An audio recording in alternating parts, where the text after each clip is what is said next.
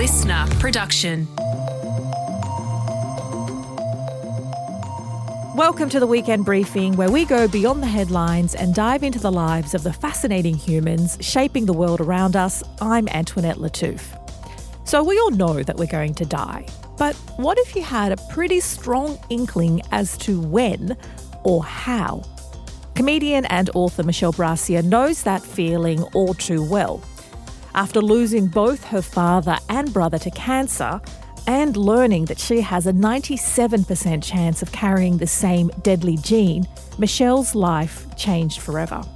But instead of being defined by fear, Michelle has embraced life with gusto, starting her days with yoga, ending them with whiskey, and sometimes slapping a priest. Oh, it also includes putting her dead brother's ashes in a sandwich bag, but we'll get to that later. Michelle turns pain into comedy, but she's also using her story to advocate for families who are unfairly punished by insurance companies just for carrying a deadly gene. And later it is Weekend List time, your go-to guide for the best things to watch, do, eat and listen to. Stick around, you'll thank us later. But first, it's time for my chat with Michelle Brasier.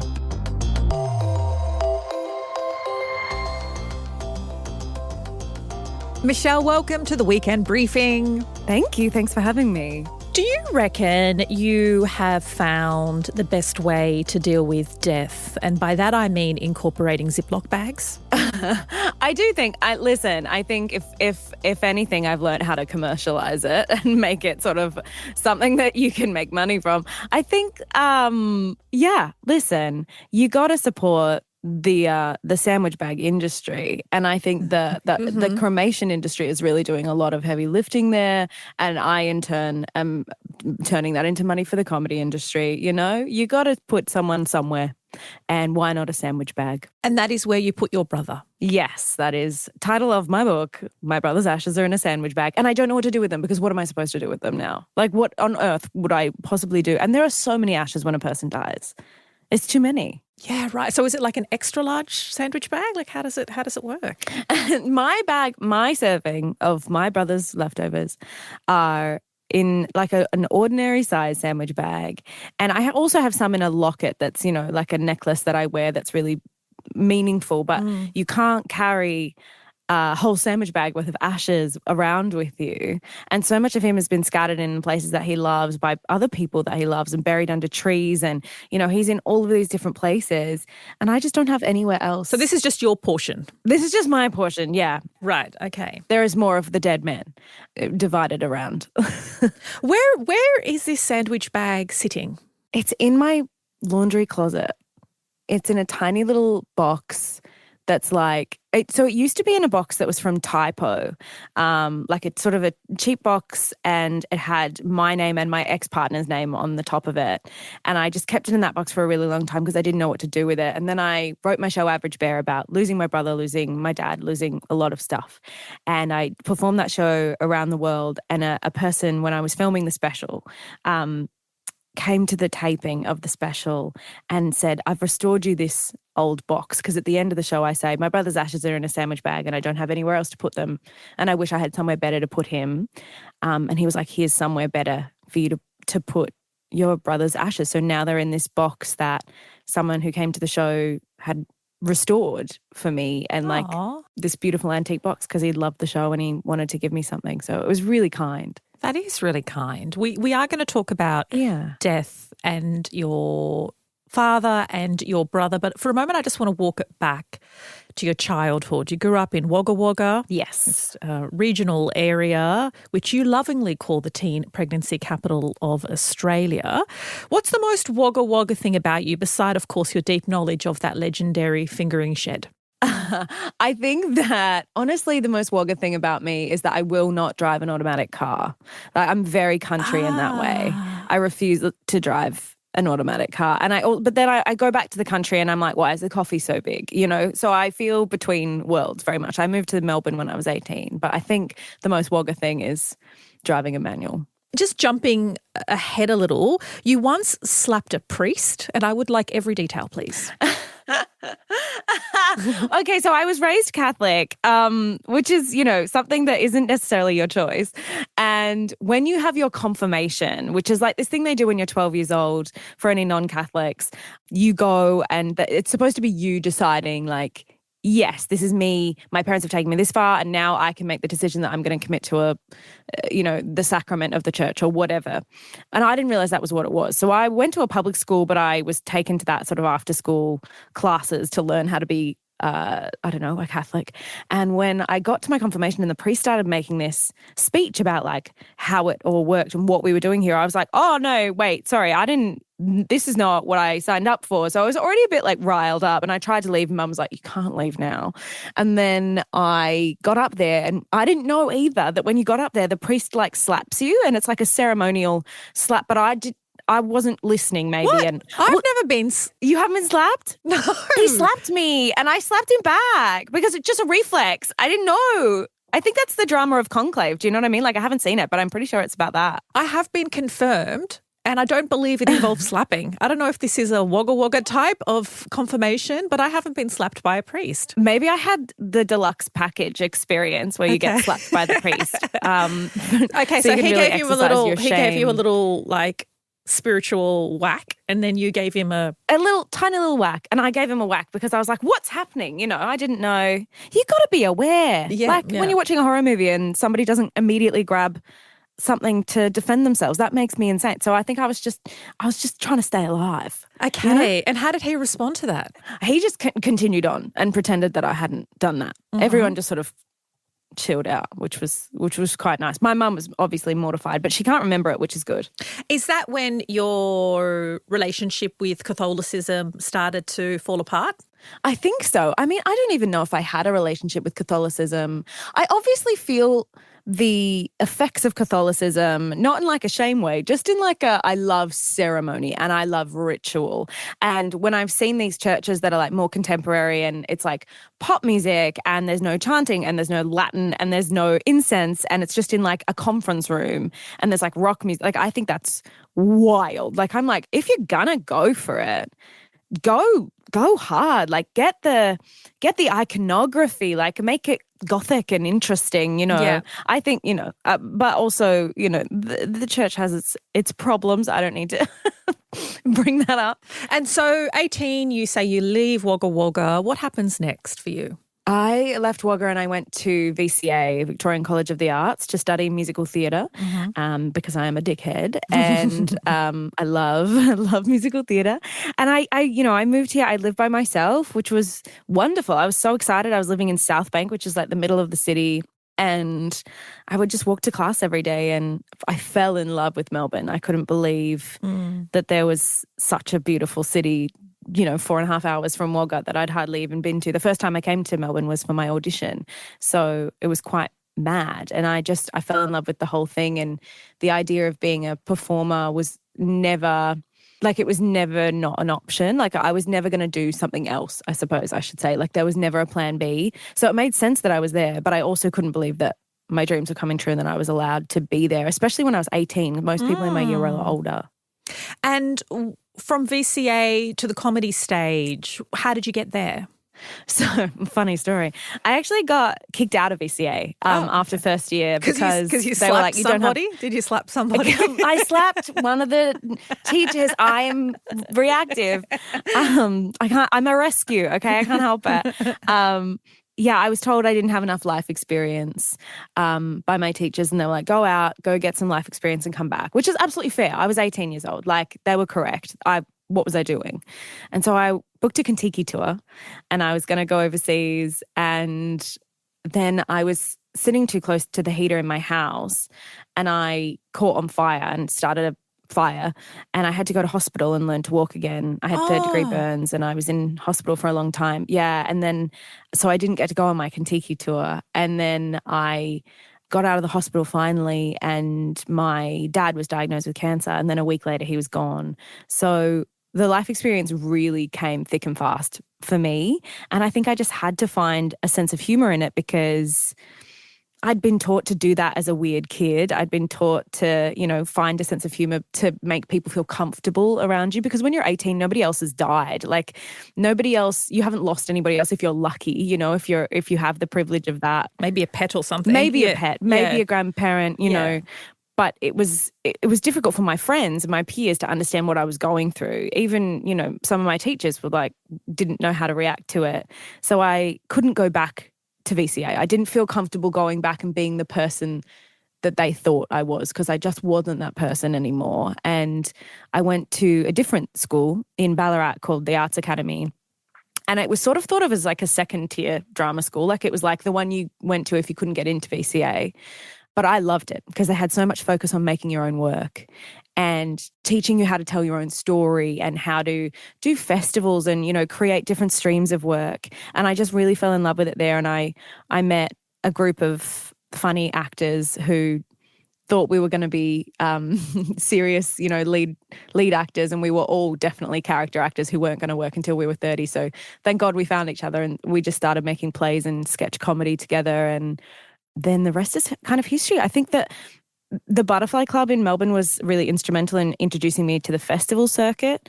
And then I just started doing those things. And the more you do a show, you write your own show and you're like, what is this even about? And I would do these absurd things with friends, but it was all just about getting stage time up and having fun and making stuff that we would want to see.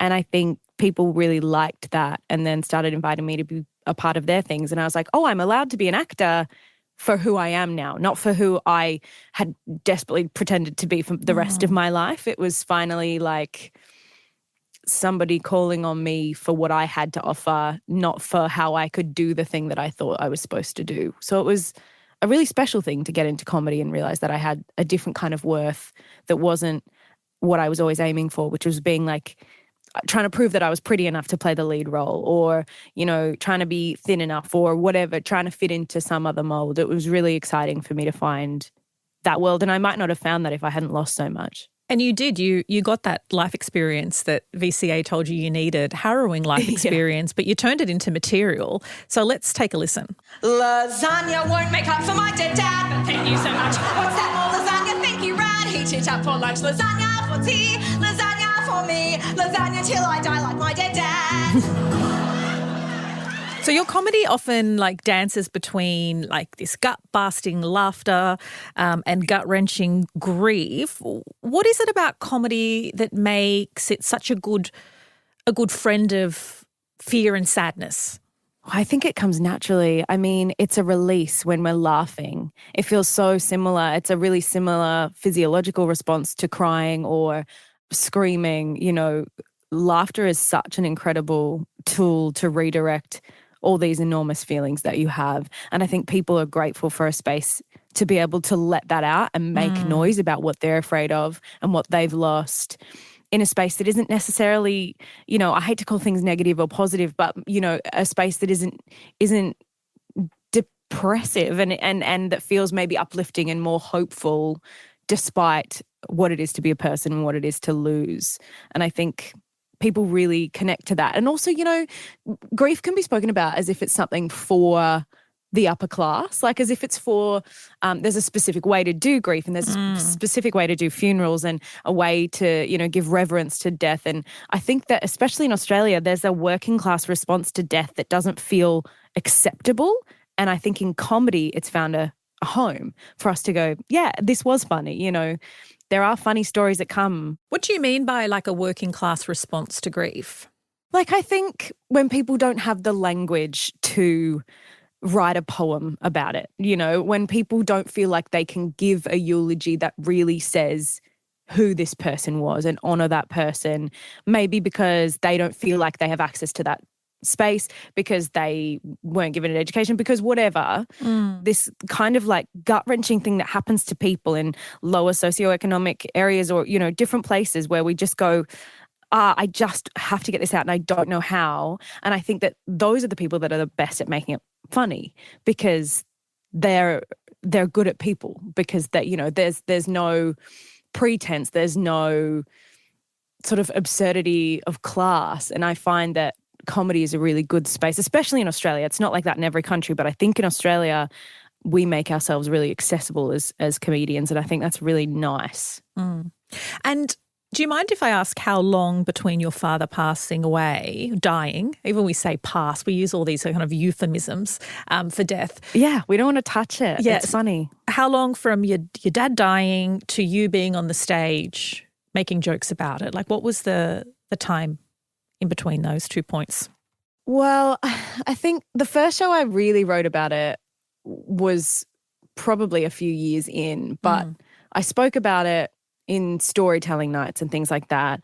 I am a really big believer in, art can be therapy, but not if you're charging for it. I don't think that audiences deserve to see you get up on stage and, work out your stuff and cry. I think that they deserve a fully realized story, and the story, you should be far enough from that story that you can go, okay, like, what's the best version of this, not like what's the version of this that I need to get out, because then the audience is worried about you and they're not having their own experience of that story and their own personal story because they're just concerned that you're not okay.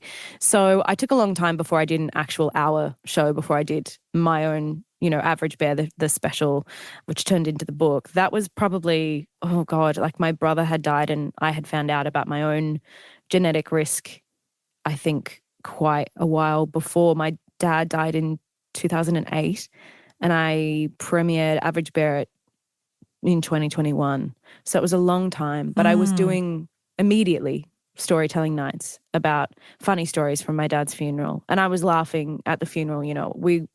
My family used humor all the time. My brother was so funny. And I think he probably taught me like two choices. You can go to ground and try and find the worst in everything, or you can try and find some levity. And I really admired watching him find the levity in everything. So you've mentioned a high likelihood of carrying a genetic mutation. So your dad and brother both passed away from cancer. Doctors believe that you may have that genetic mutation. But you've spoken about refusing genetic testing because of how it could impact your life insurance. Tell me about that decision. Yeah, so currently it's legal for life insurance companies to discriminate against you if you've had these tests, which means, say if you're someone, I mean, a lot of people are familiar with the BRCA gene, which is, the breast cancer gene. That's what everyone thinks of it as. There's other cancers as well. I think of it as the Angelina Jolie gene as well. The Angelina Jolie, yes, that one. And a lot of people think about that one. So say you might have a family history, you want to go and get tested for that.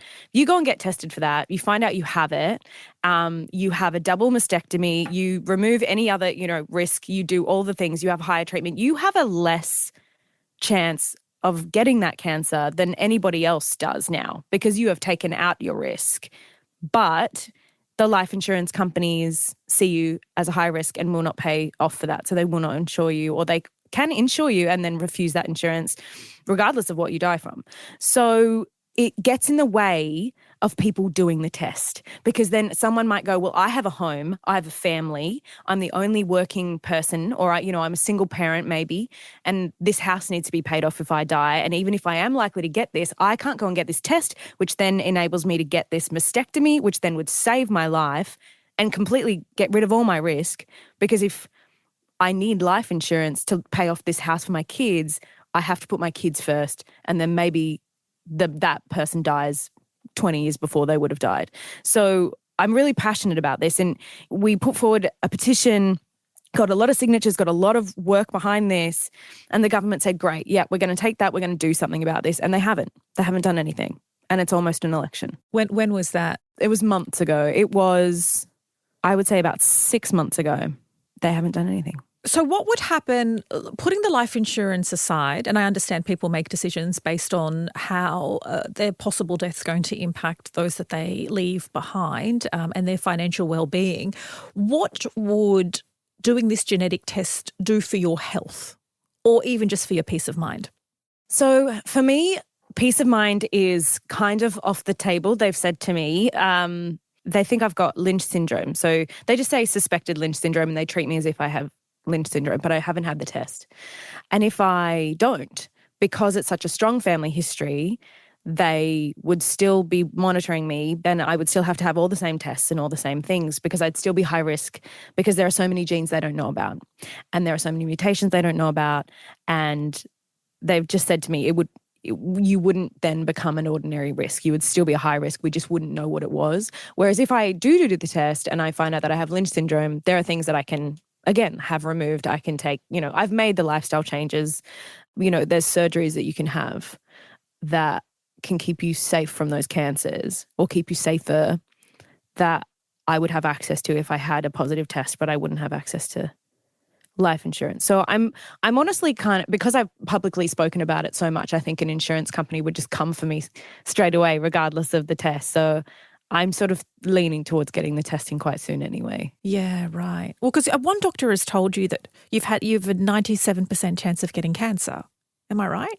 Yeah.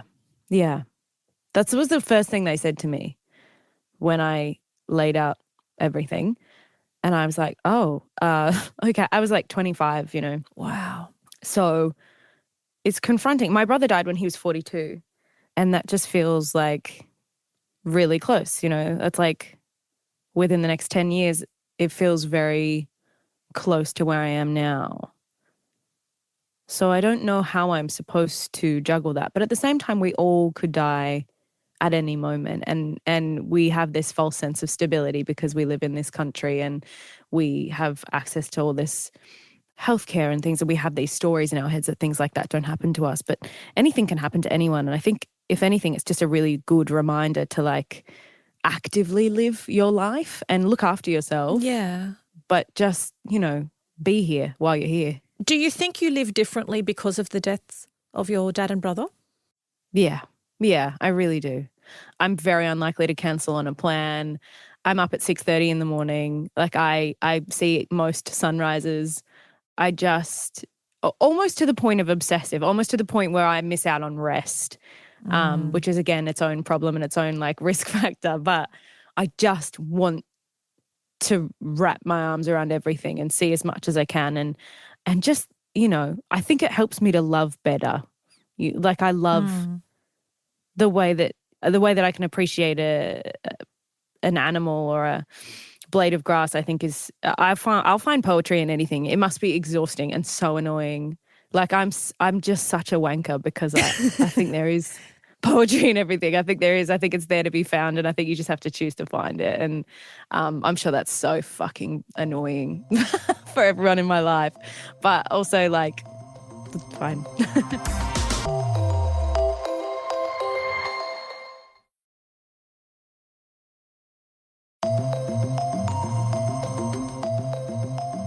From poetry to books, you've written your book and you've included a playlist in your book for different moods. Yeah. Tell me about the writing process. I loved writing this book. I know a lot of comedians say they don't they didn't like their process of writing the book, and a lot of people were like, you're going to hate this. But I loved it because I didn't have to be funny all the time. I felt like it's the most authentic version of myself that I was able to offer. It just felt cathartic, but also like an offering of, if you feel lonely, I'm here for you, and I have this story, and I think that it will make you feel a certain way. And I knew that the show had made people feel really moved, and I knew that people would resonate with the story, but also just writing about being a young teenager in the country and things like that. I think that I've been lucky enough to learn from some amazing people, and I think I'm really good at words and I love words. Yeah, I loved sitting down and being able to spend time with my brother, my father, myself as a young person, all of these things that I just held so close to me and just swum in while I was writing it. It was a real privilege, and to have people reach out and say that they felt seen by it has been so nice. I think it's the best thing I've ever done. Oh, that's so wonderful to hear. And it is called My Brother's Ashes Are in a Sandwich Bag, which is, that line between heartbreaking and hilarious. Were there any other titles that were rejected that were even more wacky? No, I was straight up. I was like, this is what it's called. I was very, very certain of it. Yeah, I really liked it. You have this fascinating experience with a scammer. And we know that scams of all kinds are increasing, be they online or dating. Not only did you become a statistic, you had this really fascinating way of dealing with your scammer. So do tell. I just had a beautiful experience with this person. I mean, it was such an absurd way to connect with someone. But this person, so he tried to sell me, he was trying to sell a Pilates reformer on Facebook Marketplace. This is during the lockdown. And it was for, it was for too cheap, but I could tell that his Facebook profile was real. So I was like, oh, this is a 10-year-old Facebook profile. He's got friends that are tagged in his photos that have commented on the photos. Their profiles are real. I can see where he works. He's so Googleable. So if this is a scam, it's fine. I have the time. I'm in lockdown. I can just call the cops. He's going to be so easy to find, right? Okay. And so I thought it's worth the risk. Okay. And so I sent him the money, and then he was, putting off giving me sending the thing, and, couriers aren't coming. And obviously it's during COVID, so couriers weren't coming, and it was difficult. So a few weeks went by and I was like, all right, you're going to have to give me a refund. And then he blocked me, and I was like, okay, it's on, let's go. Like, I know where you work. I know everything about you. And I messaged his friend on Facebook and was like, hi, listen, this is what's going on. Like, tell him to call me right now. And he called me, but he accidentally FaceTimed me. And I answered the phone and he said, oh, Auntie Donna, which is the sketch comedy group that I work with. And I said, that's not my name, but hello. And he was like, oh, I'm a big fan. And I was like, okay, well, you've scammed me. What's going on? And he was just sort of like really apologetic. To put a very long story short, because I've done I've written an entire musical of this, but I think his plan all along was to get money quick and then be able to gamble to make more money to be able to return that money to people so that he wouldn't ever get in trouble, but he could just grab money quickly from people and then use that to get his fix. But he was going through obviously a terrible time. He's an addict and he was just really struggling, and he was in a different city, and so I felt safe because it was COVID and he couldn't get to me and I couldn't get to him. We're in a ring of steel in Melbourne. So I just ended up sort of counselling him through this and being like, what has gotten you to this point in your life where this is what you're doing? And, he would always be like, I'll give you money tell next Auntie week. Donna. Yeah. And I'll tell those boys.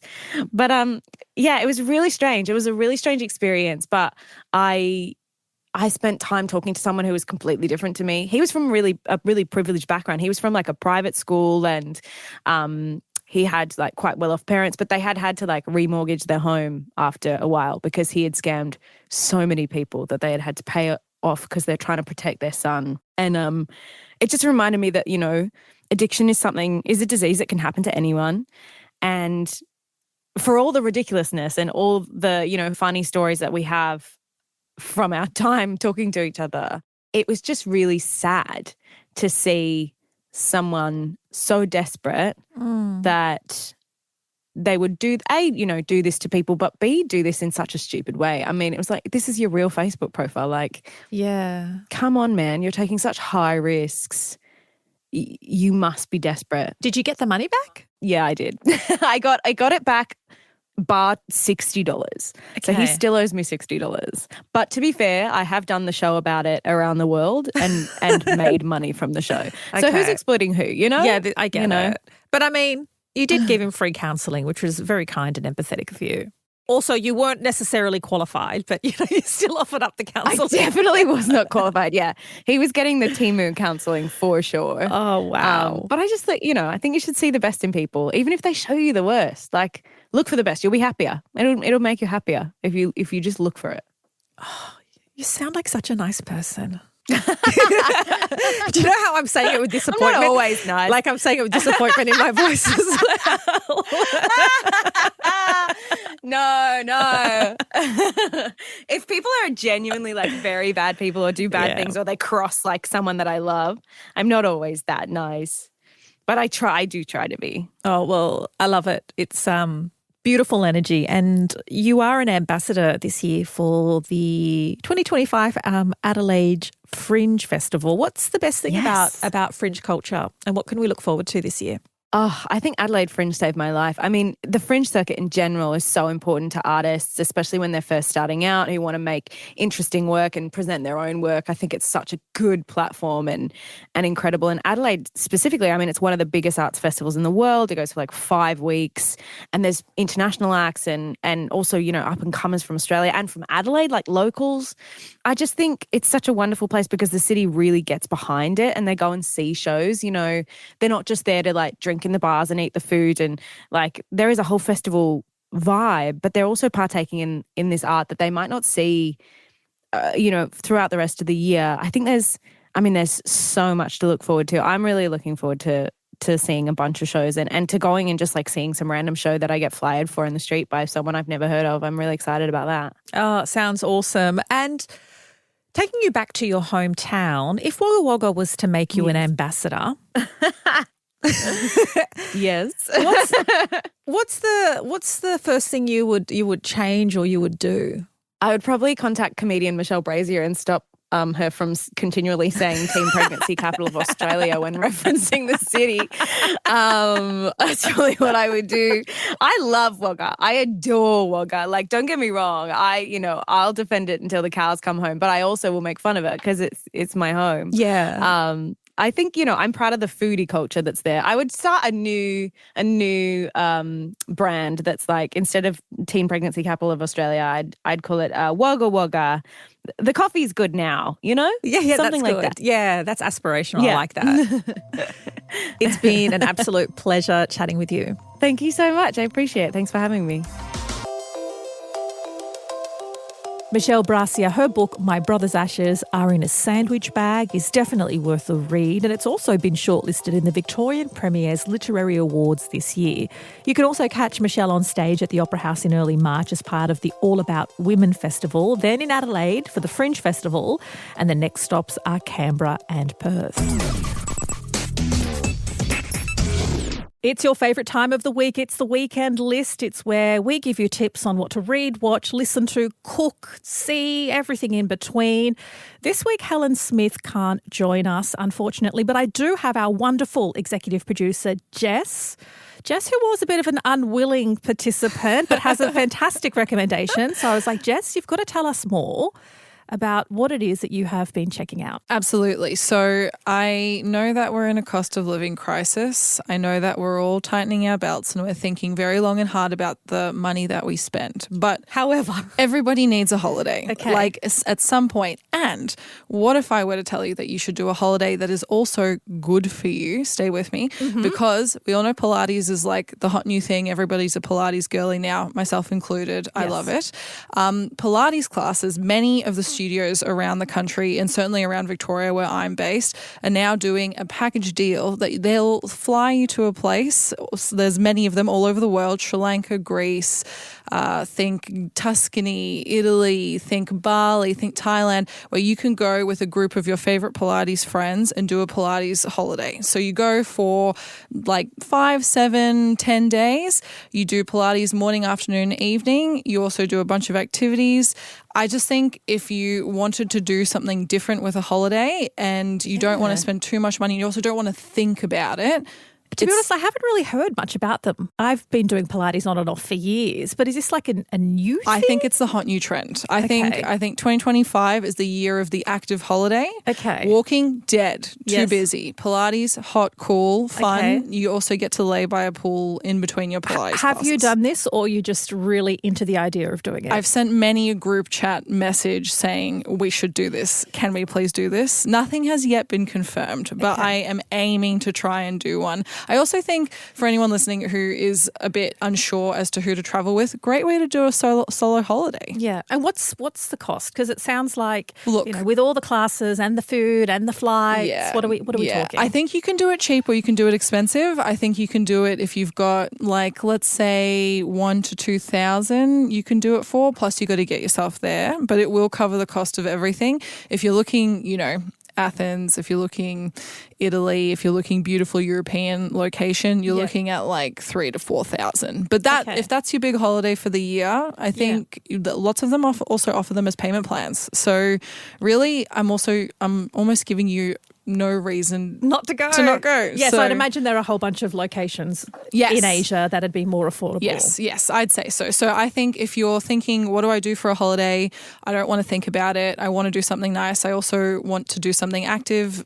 Check out your local Pilates studio, see if they're offering something for you and book. That's my advice. I love that. We also asked you what your recommendations are, and thankfully the ones that were sent through don't cost anything, or perhaps just a monthly subscription to Disney Plus, because Joseph Liam has recommended High Potential on Disney Plus. It is a crime drama. It's described as offering a fresh take on the case of the week format. It has a conventional and quirky protagonist, and she solves mysteries, making it fun, and there's a touch of humour. So, Jess, critics praise the show's clever visual gags and its ability to explore, I guess, the emotional weight of there are crimes alongside the investigation itself. I'm not a true crime type of person. I mean, this is not actually true crime, it's crime drama, but just I'm not very crime adjacent, if that makes any sense at all. Absolutely. But how do you feel about the crime genre? Look, I think this description is good. The world is a bit dark right now. I don't know if you've noticed that, Antoinette. So something that is crime but like fun, or crime but like has a little bit of a comedic bend to it. I don't think I can watch heavy crime right now. I think enough of that is happening. I think maybe I need a lightened version of it. This sounds like a good solution to that. That is High Potential on Disney Plus. One that is true crime is Toxic Town on Netflix. So Seb Cooper sent this through, and Seb describes it as an enthralling and devastating retelling of the Kobe Steelworks scandal.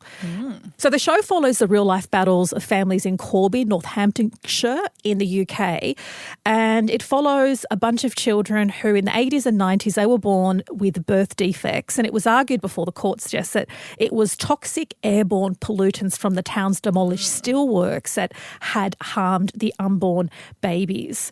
It has got 92% audience score on Rotten Tomatoes. Okay. I went and had a look. So the overall meter thing was like 100%. You know how there are two? I was like, nah, this can't be right. So I refreshed the page because I'm like, nothing gets 100%. So the audience score was 92%. I'm like, still very good. Very high. The other score was 100%. One reviewer describes it as heartbreaking yet empowering story on a real-life battle against poisoning. I mean, sounds a bit dark and a bit real. Yeah, I know I just said dark is bad, but also being informed, good. Good lessons for future people. We should always take stock from what's happened in the past, which it sounds like this is. And I mean, who doesn't love a good doco? This sounds like a good option for the weekend, let's be honest. You can check that out on Netflix, Toxic Town. And sticking with dark. Yes. Did you see the Oscar speech for Best Documentary Feature? I did. So the documentary was No Other Land. I had managed to see it in Australia, and it was only on limited release. I saw it at like midday at a little art house cinema on a Wednesday. Oh, that's There was cool. like one session. Yeah, I was wondering if it had shown anywhere, because I heard part of, just to divert ever so slightly, I did hear that it's had trouble getting showings around the world in different places, that it's been hard to find cinemas that will show it. And after seeing it in the Oscars and seeing the speech myself, I really wanted to go and watch it or find out where I could. I'll get to that in a minute, but I feel like we need to get everybody up to speed. So No Other Land is a film about Palestinians fighting to protect their homes from demolition by Israel's military. And it's a collaboration between Israeli and Palestinian filmmakers. It is brilliant. So the film was actually based in the West Bank, and it was produced between 2019 and 2023. And it follows activist Basil, who is Palestinian, as he risks arrest and violence, and documents the destruction of his hometown. His father was also an activist and had been jailed many times. It shows you the real-time oppression and abuse of power of the IDF, who sometimes just rock up with a piece of paper saying, hey, this area is now army training land, and they literally, as the kids are running out of the playground, start to demolish the playground and the house. And during the night, these families come back together to try and rebuild. The families have been there since the Palestinian families since the 18th century. I think what's really beautiful about No Other Land is it was the power of storytelling of the Israeli journalist and the Palestinian activist. And they've come together, they've united to tell this story. And some of the footage is just handheld shot from Basil, the Palestinian, and as he's running from or hiding, or in one scene, somebody is trying to stop the IDF from taking a power generator so that they still have power. And he gets shot while he's kind of shaking filming. Wow. it's confronting, but their relationship and their commitment to justice and human rights, the Palestinian man and the Israeli man, is just beautiful. What has become, I guess, most profound about this is it can't get a distribution deal in the United States. It could barely get distributed in Australia, and that speaks to the politics of minimising or suppressing some of those really harrowing first-person stories. And I know at the Oscars, and we'll play a snippet of it, it's worth watching the whole speech when they stand up and accept the award that they won for it, because I think even in the speech, it's a micro example of the camaraderie and the care that they have for each other. Yes. That they stand up there and speak so honourably about each other and how important, like I said before, the world is really dark right now. It's really great to see that there is light in community and people coming together. And hope, and people having hope. About 2 months ago, I became a father, and my hope to my daughter that she will not have to live the same life I'm living now, always fearing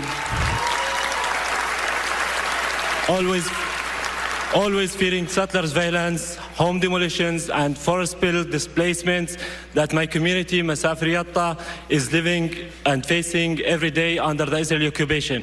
No other land reflect the harsh reality that we have been enduring for decades and still persist, as we call on the world to take serious actions to stop the injustice and to stop the ethnic cleansing of Palestinian people. The Guardian, in its review, called it straightforward, unsensationalised and completely infuriating. It is infuriating. It is worth watching. And I have a way to watch it. So there is an app that you can get on your smart TV called DocPlay. So you might think, I don't need another streamer. Little trick, there's a 14-day free trial. So Love a free trial. So if you wanted to, you could just get the 14-day free trial and watch it. So I watched it again last night with my partner. Actually, I wouldn't recommend watching it just before you go to bed.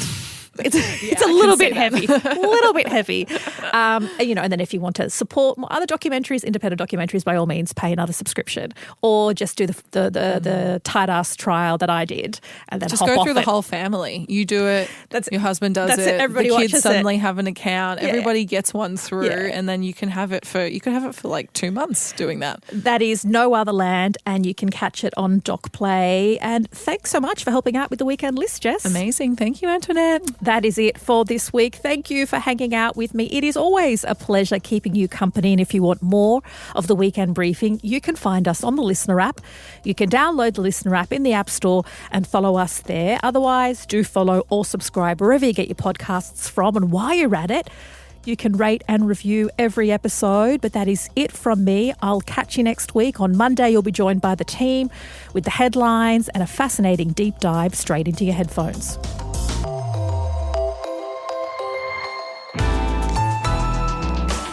Listener.